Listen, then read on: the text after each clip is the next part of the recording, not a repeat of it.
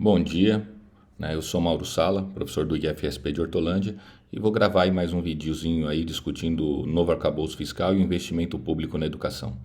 Eu estou já fazendo quase que uma série de vídeos discutindo isso.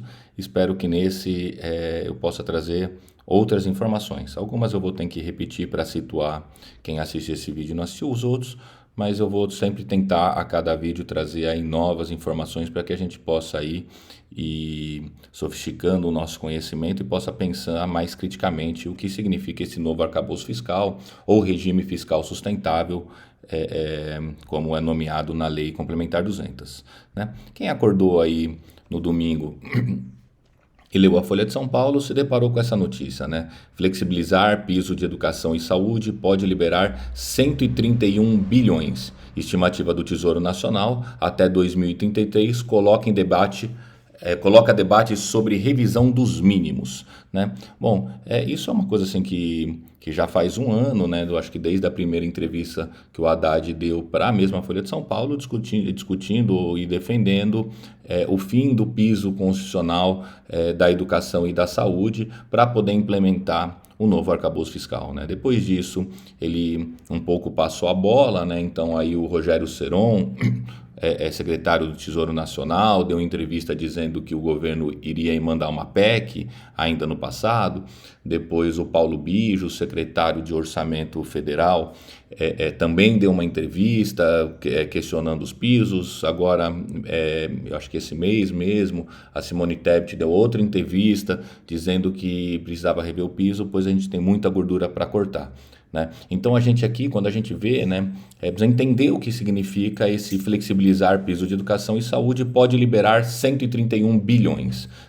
Na verdade, assim, poder liberar 131 bilhões significa que educação e saúde em conjunto podem perder 131 bilhões de reais até 2033, se as propostas de flexibilização do piso forem aprovadas. Mas assim, o que são esses pisos? Aqui, o artigo 198 da Constituição diz que o Sistema Único de Saúde será financiado, nos termos do artigo 195, com recursos do orçamento da Seguridade Social, da União, dos Estados, do Distrito Federal e dos municípios, além de outras fontes. No caso da União, nós estamos falando aqui de uma lei federal, então, no caso da União, a receita corrente líquida do respectivo exercício financeiro não podendo ser inferior a 15%. No caso da educação, é o artigo 212, que diz que a União aplicará anualmente nunca menos de 18% e os estados, Distrito Federal e os municípios 25% no mínimo da receita resultante de impostos, compreendida a proveniente de transferências na manutenção e desenvolvimento do ensino. Então, para que ficar aqui com o nosso tema sobre educação, a União deve aplicar sempre pelo menos 18% da sua receita proveniente de impostos, da sua receita resultante de impostos.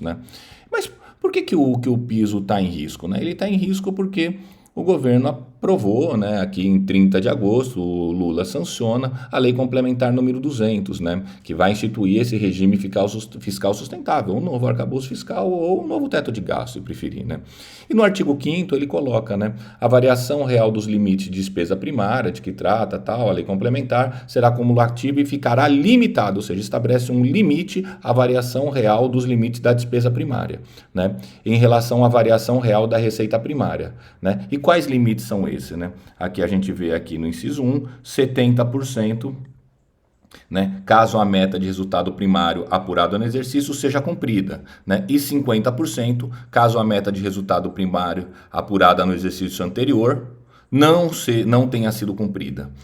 E aí ele estabelece no seu parágrafo 1 que o crescimento real, ou seja, o crescimento descontado à inflação, nos dois casos, não será inferior a 0,6% ao ano e nem superior a 2,5% ao ano. Eu sempre brinco, eu falo assim, o teto de gastos do Temer, a PEC do fim do mundo, dizia que a gente deveria corrigir apenas pela inflação. Agora será de 0,6% a 2,5%. Então eu sempre brinco, falo que a Lei Complementar 200, o novo regime fiscal sustentável, o novo arcabouço fiscal, é entre 0,6% e 2,5% melhor que a PEC do fim do mundo. Só que esses dois princípios são incompatíveis, né? Porque quando a gente olha na Constituição, é nunca menos, né, de 18% da receita resultante de impostos, né? E quando a gente olha o arcabouço fiscal, né, o novo regime fiscal sustentável, o limite de crescimento é estabelecido em 70% da variação real, se cumprir a meta, ou em 50% se não cumprir a meta, né? O que significa isso? Significa que eles são incompatíveis, né? Porque o piso constitucional da educação e da saúde é atrelado à receita. Então, aumentou a receita, aumenta na mesma proporção, né, a despesa em educação e saúde. Né? É sempre 18% no caso da educação, do gasto da União, do gasto federal em educação. Né? Sempre 18%. Ou seja, é 18% de 100. Né? Se dobrou a arrecadação, né? Sei lá, foi de 100 para 200, né? Vamos só fazer um exercício para ficar mais evidente, né? Se aumentar de 100 para 200 é 18% de 100 no ano seguinte arrecadou 200, é 18% de 200, né? Ou seja, ele sempre cresce na proporção 1 para 1 receita e despesa, no mínimo, né? Esse é o piso, né? Já o arcabouço fiscal, não. Se num ano é 100, no outro ano cresce para 200 a arrecadação, né? A arrecadação primária, você não pode utilizar tudo isso. A despesa só pode crescer no máximo 70% desse valor, né? Então, no caso do piso constitucional, a relação entre despesa receita e despesa é 1 para 1, crescer 1 na despesa, cresce na mesma proporção na despesa. Né? No caso do arcabouço fiscal é 1 para 0,7, quando cumpre a meta, e 1 para 0,5 quando não cumpre a meta. Né? Então, esse descompasso, essa contradição entre a regra que estabelece a obrigatoriedade da despesa com educação e saúde, né? E a regra que limita o crescimento da despesa, né? Que estabelece um teto de gasto de 70% na variação real da despesa do arcabouço fiscal, é o que faz essas duas regras serem incompatíveis, né? E agora, já faz um tempo, né, que o governo vem acionando, vem discutindo isso, né? Qual que é a questão? A questão é que a gente pode ver o arcabouço fiscal é uma lei complementar, né? E o mínimo constitucional está na Constituição Federal, né? Então, agora, uma lei complementar não pode alterar a Constituição Federal, né? Então, o que se aponta? Se aponta para necessidade de se fazer uma mudança constitucional alterando o piso para a educação e para a saúde, né? E aí eles vão justificar, né, com seus gráficos, né? Esse relatório do Tesouro é um documento muito interessante, né? Um relatório de projeções fiscais. O que os técnicos do Tesouro Nacional fazem, né? Eles pegam as regras vigentes e aplicam ela para o futuro, para a gente ver como que será o cenário. E eles pegam as regras que o governo pretende aprovar e também aplica para projetar como vai ser o desenvolvimento dos gastos, das despesas e das receitas no futuro, né? Com as regras atuais, é o que eles chamam de cenário base, né? Ou seja, com as regras de hoje, se a gente seguir com as regras de hoje, o cenário vai para o futuro, a projeção para o futuro vai ser essa, e eles criam um cenário de referência, ou seja, levando em conta outras regras ainda não existentes que o governo pretende fazer aprovar. Né? Quando a gente pega aqui da contradição entre o mínimo constitucional, né, e a regra do teto de gasto, né, o governo apresenta essa projeção de despesa discricionária sob premissas do cenário base, né, em bilhões de reais a preço de 2024 e também como proporção do PIB, né? A gente vê aqui, ó, o azulzinho, aqui a coluna azul, é o que ele chama de despesas discricionárias rígidas e o cinza, demais despesas discricionárias. E aqui a linha laranja, as discricionárias total, né, rígidas, e as outras, né, como proporção do PIB, né? Vamos ver aqui como é que ele vai estabelecer, ó, ele vai dizer aqui, ó, muito claramente, né, que, olha só, que eles vão cabe salientar que o espaço para o custeio da máquina pública é afetado pela existência de despesas discricionárias rígidas, nome atribuído às despesas classificadas como discricionárias, mas que, em conjunto, estão associadas a cumprimento de regras específicas. São elas gastos mínimos em educação e saúde e emendas parlamentares de execução obrigatória. Né? Então, essa coluna azul representa os pisos constitucionais com educação e saúde e as emendas parlamentares de execução obrigatória, né? Então a gente percebe, né, aquela discrepância, né? Por quê? Porque a despesa discricionária total está submetida ao teto de gasto, ainda mais num cenário de contração das despesas como proporção do PIB, a gente vê que os mínimos constitucionais, ou seja, os gastos discricionários rígidos, eles crescem até em 2033 se tornar mais de 100% do gasto com despesas discricionárias, né? Significa que esse menos 12 aqui significa que teria que tirar de outro lugar que não as despesas discricionárias, né?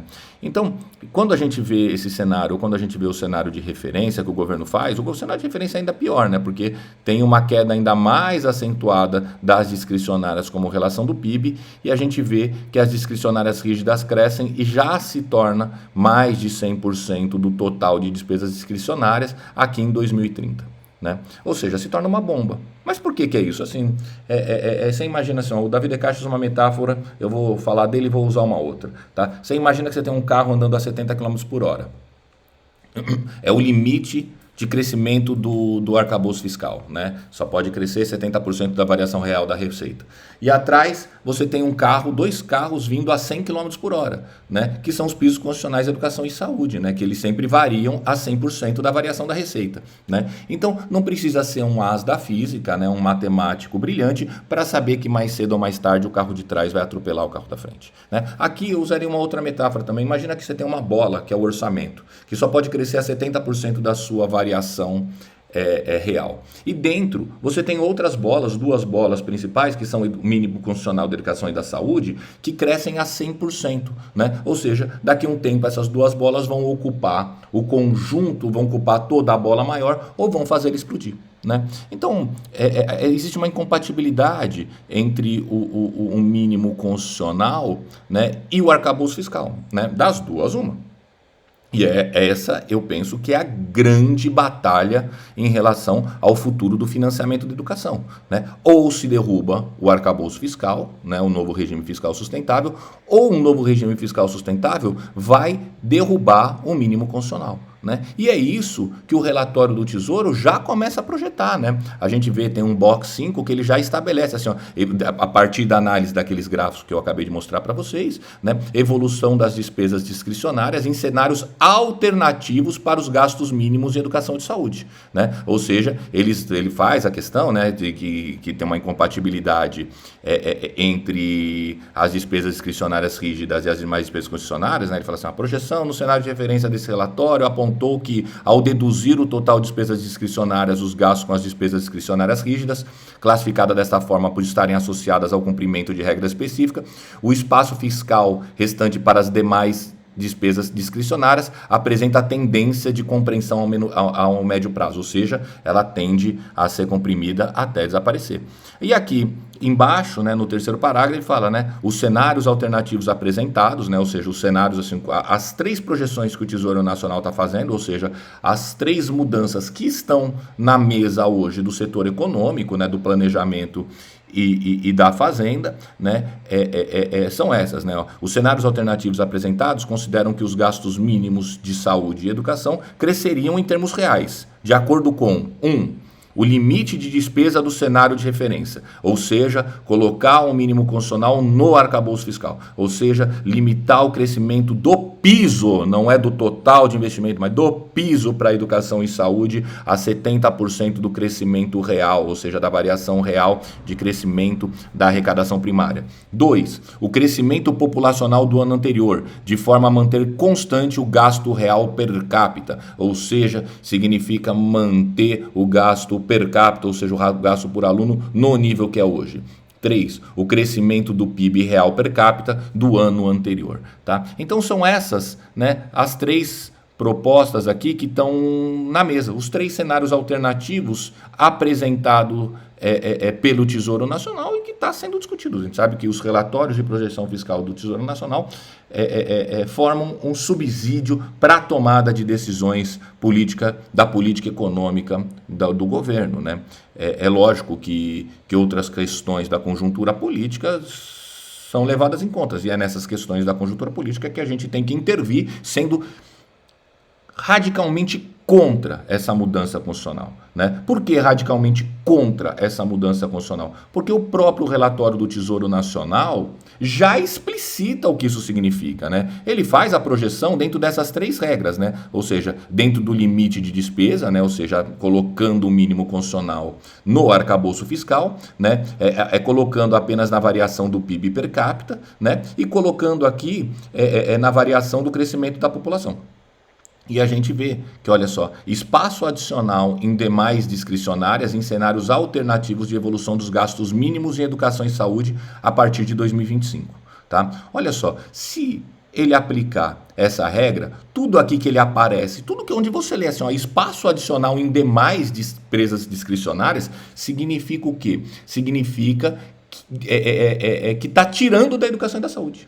Tá? Esse gráfico, a gente, né, quando a gente vê do ponto de vista do investimento da educação e saúde, a gente tem que virar ele de ponta cabeça e colocar um sinal negativo, né, em cada número desses que aparece, né? Então, por exemplo, sei lá, se a gente seguir a regra apenas do crescimento populacional, o governo vai dizer que vai ter um espaço adicional de 131 bilhões de reais em 2033. A gente tem que ler isso dizendo que a educação e a saúde vão perder 131 bilhões de reais em 2033, né? Ou aqui 69, 60, todos os sinais que a gente tem que colocar, a gente tem que entender do ponto de vista da educação e saúde como perda de financiamento, perda de orçamento, porque todas essas regras não são para aumentar o investimento em educação e saúde, para aumentar o gasto em educação e saúde, mas é para comprimir o gasto em educação e saúde dentro de uma proposta, né,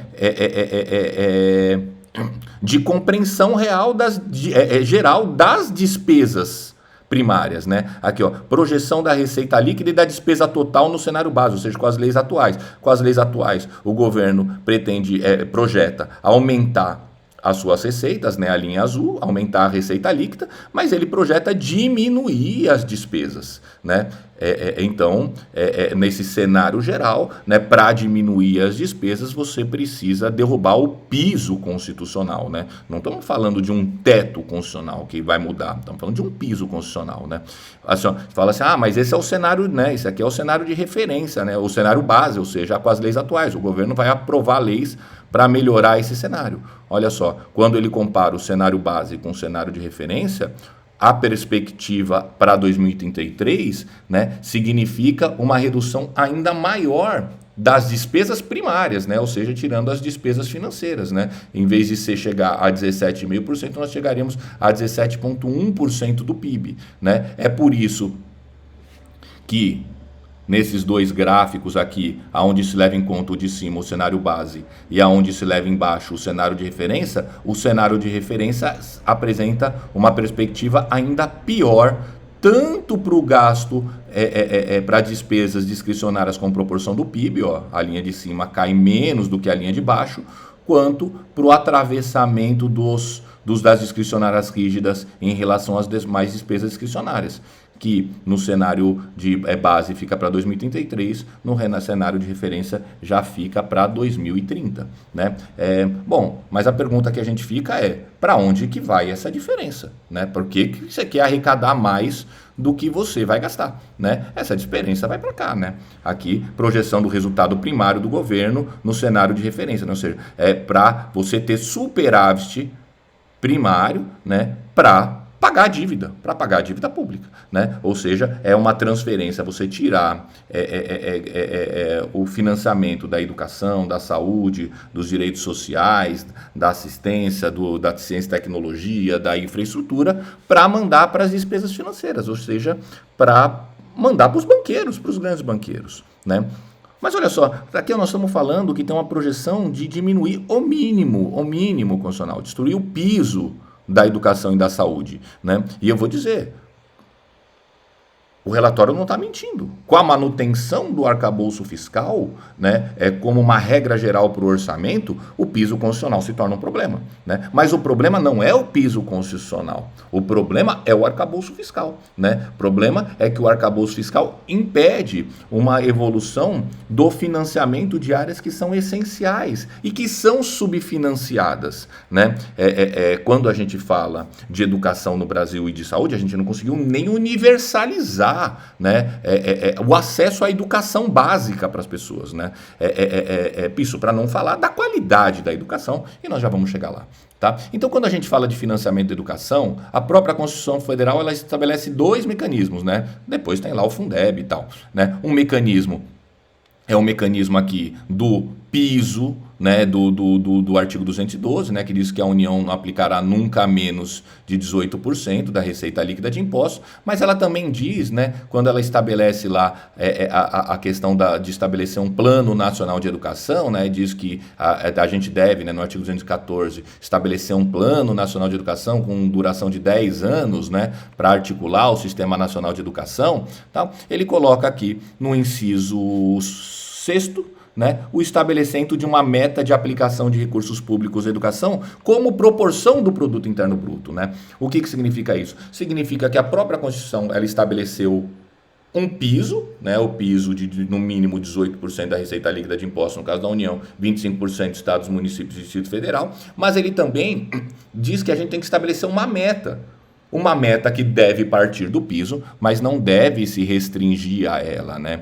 E quais têm sido as metas, né, que a gente estabeleceu, né? A gente estabeleceu aqui o investimento público em educação, isso aqui foi um gráfico que eu mesmo fiz, tá? Isso aqui já não é mais do relatório, né? Pegando as diversas propostas de Plano Nacional de Educação e as metas que os planos nacionais de educação estabeleceram, né? Ou seja, se a gente pegar aqui o Plano Nacional de Educação, a proposta feita em 97, era para a gente atingir aqui 10% do PIB em 2007, né, no decênio. Depois aí foi várias vezes, né? Pô, teve uma meta ali da CONAI de 2010 para atingir 10% do PIB em 2014. Isso foi sendo adiado. O Plano Nacional de Educação, que acaba este ano, né, dizia que a gente devia ter 10% do PIB em 2024. Estamos com cerca de 5,1% do PIB em investimento público na educação pública. Né? A proposta aprovada pela CONAI, né, considero eu muito recuada, absurdamente recuada do ponto de vista da meta do investimento,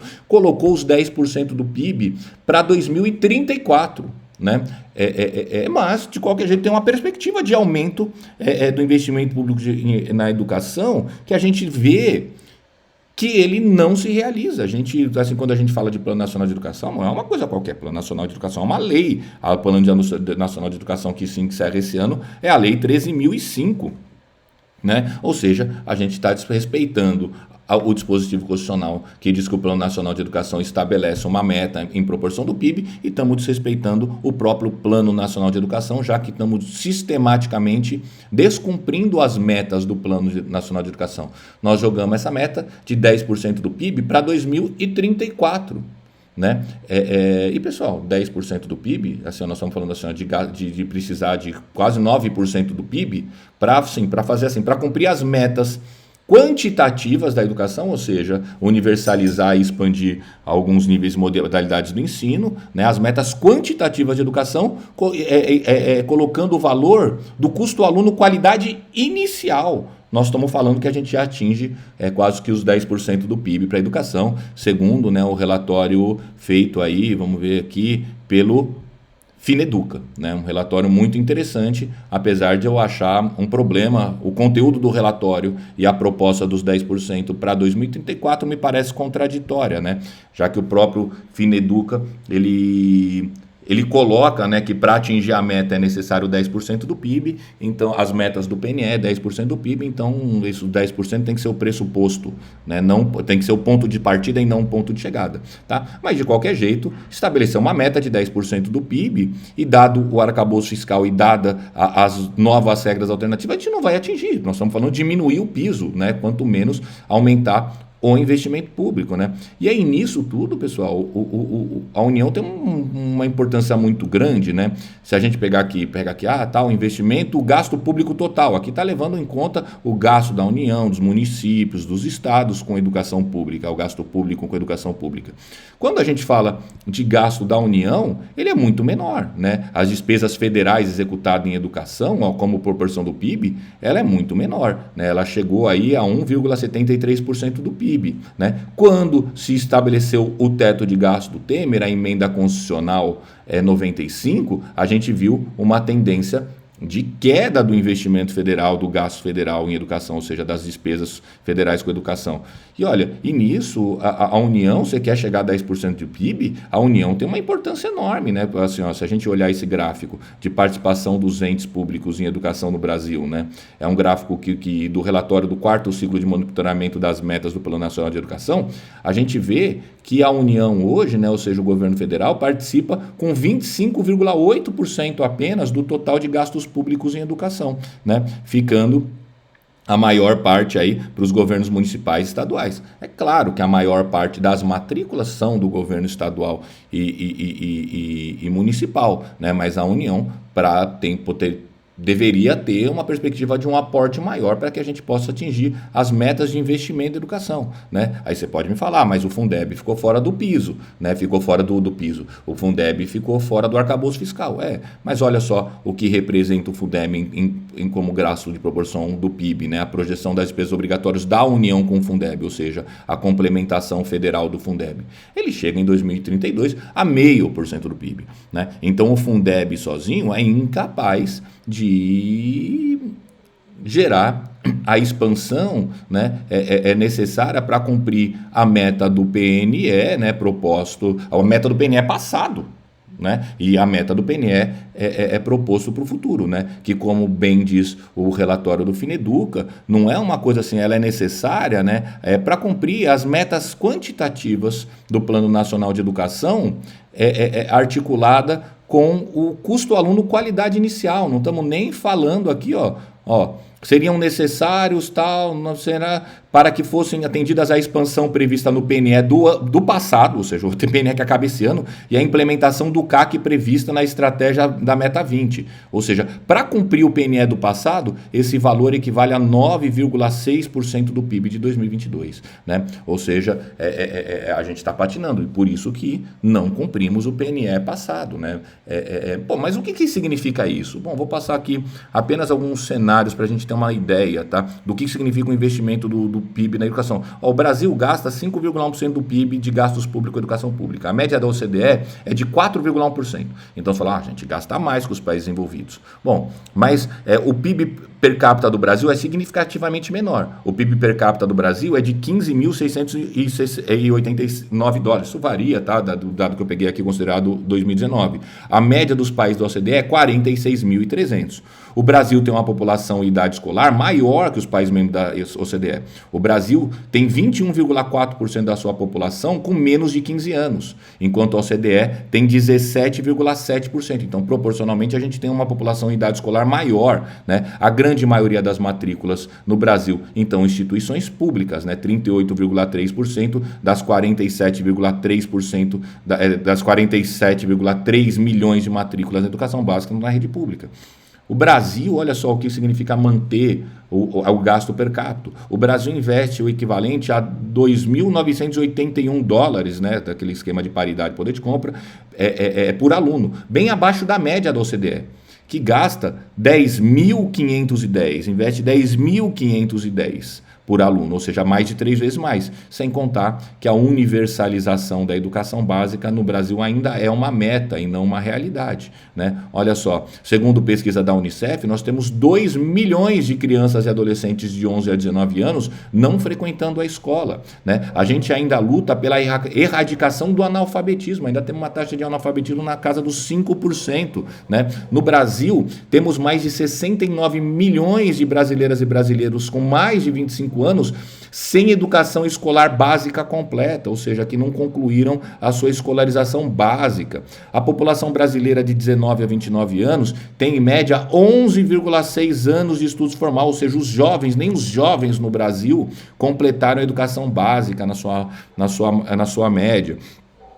Em 2020, os professores de educação básica receberam 78,5% da média salarial dos demais profissionais de nível superior. Tá? E recebeu 78,5% porque a média salarial dos outros profissionais tem caído. Não por uma política evidente de valorização. Tá? Segundo o levantamento aqui, né, da OCDE, professoras e professores brasileiros têm salário inicial de $13.000 por ano, $13,9 mil por ano, tá? Naquele esquema de paridade e tal, não adianta converter simplesmente. Os países da OCDE, esse nível é de 36, né? Ou seja, é bem mais que o dobro, né? De acordo com a OCDE, o salário real médio dos professores e professoras brasileiras no ensino fundamental é de $25.000. Na média, entre os países analisados pelo estudo da OCDE, o salário real na mesma etapa é de 45, ou seja, também aí o dobro, tá? Esses valores variam porque varia aí o ano da pesquisa, mas dá para ter uma ideia do que isso significa, né? Aqui, uma pesquisa sobre o volume de trabalho dos professores dos anos finais do ensino fundamental, né, da Fundação Carlos Chagas, mostra que 45% dos professores do ensino fundamental 2 ensinam em mais de uma escola, né? 61% dos professores trabalham em mais de uma etapa da educação, 30% trabalham em mais de uma rede de ensino, 48% tem turmas com mais de 30 alunos, dos professores de matemática, tal, e aí vai, né? É todo um cenário bastante complicado, né? Vou aqui continuar um pouquinho. Aqui, ó, segundo o levantamento do Thales, né, também realizado pelo ICDE com dados de 2018, os professores no Brasil trabalham em média 29,8 horas semanais, das quais 22,3 horas são utilizadas diretamente no ensino. Na média da OCDE, os professores trabalham 38,8 horas, das quais 20,6 horas são utilizadas no ensino. Então você pode até falar, os professores trabalham menos no Brasil. Não, porque eles não conseguem ter uma jornada integral de trabalho. E galera, o piso salarial é por uma jornada de 30 horas. Então significa que tem vários professores e professoras no Brasil que não ganham o piso salarial, e aí os governos vão dizer assim, não ganham o piso salarial porque também não trabalha 40 horas. Né? Se a gente olhar como regra nas redes municipais, né, as professoras pedagogas, né, da educação infantil ou dos primeiros anos do fundamental têm jornada de menos de 40 horas. Né? Quando a gente equaliza para uma jornada de 40 horas, no Brasil, a gente ficaria cerca de 30,4 horas diretamente em sala de aula no processo de ensino, enquanto os países membros da OCDE ficariam 21,2 horas, ou seja, a gente ganha menos e fica mais tempo na sala de aula. Né? No relatório aqui, Educação no Brasil, uma perspectiva internacional, né, publicada pela OCDE, mostra que além da gente ganhar menos e ficar mais tempo em sala de aula, né, nas escolas públicas do Brasil, a média de alunos se aproxima de 30,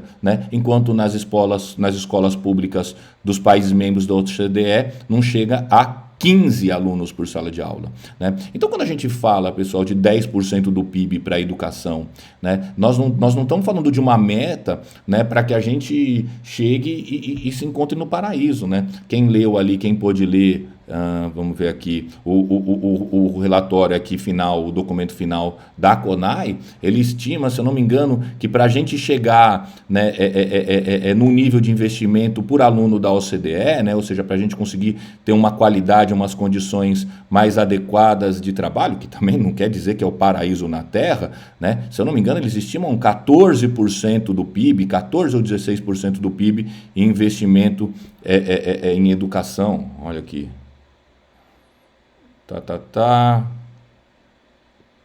Aqui, ó, para chegar, para aplicar os recursos equivalentes à média da CNE, precisaria chegar aqui, ó, a 14% do PIB. Não estamos nem propondo os 14% do PIB, estamos propondo os 10% do PIB.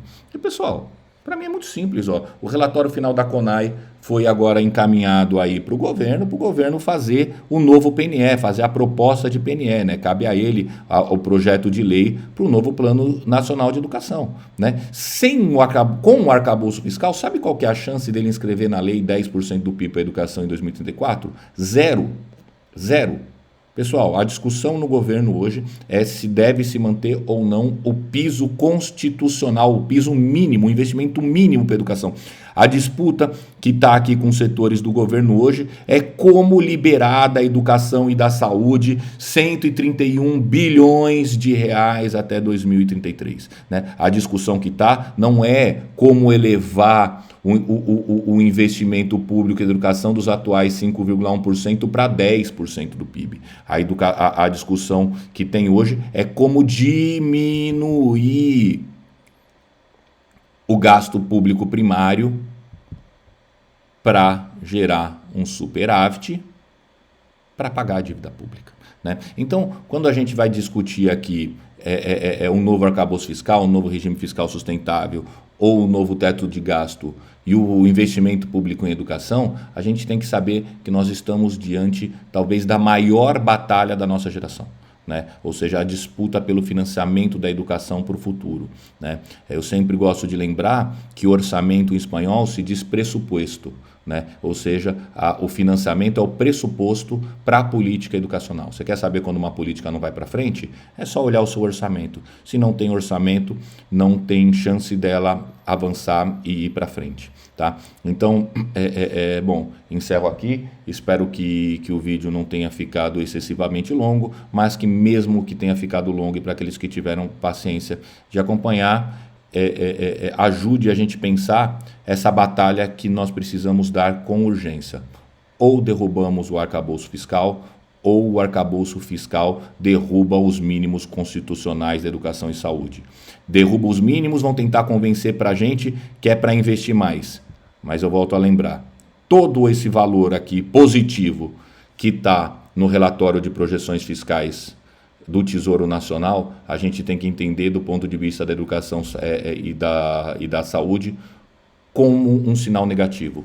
Todo espaço adicional para as demais despesas discricionárias significa corte, perda de orçamento para a educação e saúde. Educação que como eu mostrei para vocês, ainda precisa de muito mais investimento para simplesmente universalizar e expandir etapas, níveis e modalidades de educação. Não estamos nem falando para a gente chegar numa qualidade ideal. Estamos falando assim, precisamos de muito mais investimento simplesmente para colocar todas as crianças, adolescentes e adultos que têm direito à educação a ter espaço para o exercício desse direito. Não estamos nem falando de construir ainda a escola da qualidade que a gente quer. Estamos falando simplesmente de cumprir e de tentar superar essa dívida histórica que a gente tem de erradicar o analfabetismo e garantir para toda a população brasileira o acesso, pelo menos, à educação básica. Para isso, a gente precisa de mais recurso e não de mais cortes. Tudo bem, pessoal? É isso aí. Espero que o vídeo tenha ajudado e até a próxima.